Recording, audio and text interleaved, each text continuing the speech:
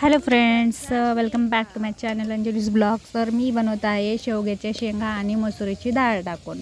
तर बघा, मस्तपैकी परतून झालेले आहेत. याच्यामध्ये कांदा, टमॅटो, हिरवी मिरची, कढीपत्ता, लाल तिखट, हळद, मीठ आणि अजून मसाला, घरगुती मसाला असतो तो टाकला आहे आणि शेंगा शिलून टाकलेल्या आहेत. आणि स्पेशली चुलीवरचं मस्तपैकी शेवग्याचे शेंगा आणि शेवटीला मसूरची डाळ टाकलेली आहे.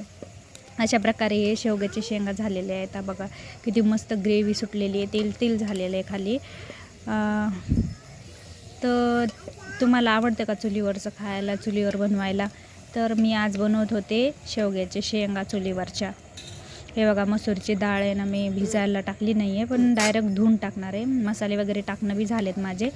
आणि सगळं शेंगा शिलायला खूप टाईम लागला मला, खूप वेळ झालं शिल्लत बसले. मग नंतर बनवली मी. आता याला पाणी कमी पडले, पाणी बी टाकायचं आहे मला. या पाणी धुवून घेतलं ना मी ना, त्यामुळे चांगल्या प्रकारे धुवून घ्यायचं. मसूरच्या डाळीवरचे जे पांढरे पांढरे दाणे असतात ना, ते काढावं लागतात, कारण ते भाजीवर तरंगले ना तर वेगळेच दिसतात, आळ्यासारखेच दिसतात, म्हणून त्याला चांगलं धुवावं लागते. मग तुम्ही नेहमी सगळ्या डाळी धुवून टाकायला पाहिजे, कारण त्याला पॉलिश लागलेली राहते. अशा प्रकारे मी धुवून घेतलेली आहे मसूरची डाळ आणि टाकून देते आता डायरेक्ट. अशाच नवीन नवीन रेसिपींसाठी आणि ब्लॉगसाठी तुम्ही लाईक, शेअर, सबस्क्राईब करू शकतात. I like you, hope my channel. तर तुम्ही बाकीचे व्हिडिओ बी लाईक करू शकतात बघून. अशा प्रकारे बघा किती भारी दिसते ना. असंच याला ना कमी पाण्यात शिजवून जर केली ना, अजून बी टेस्टी लागते. पण शेंगा मी शिजवल्या नव्हत्या, त्यामुळे आता शिजवण्यासाठी जास्त पाण्यात शिजवावं लागेल ना. तर परत एकदा अजून पाणी अजून कमी पडलं होतं, मी मागून येऊन अजून टाकलं पाणी त्याच्यामध्ये. तर तुम्हाला अशीच भाजी बघायला तर भेटणार नाही झालेली, तरी मी आय होप टाकेल नेक्स्ट व्लॉगमध्ये पूर्ण झालेली भाजी. मी भाकरी बी केल्या होत्या, त्याचा बी ब्लॉग पडणार आहे.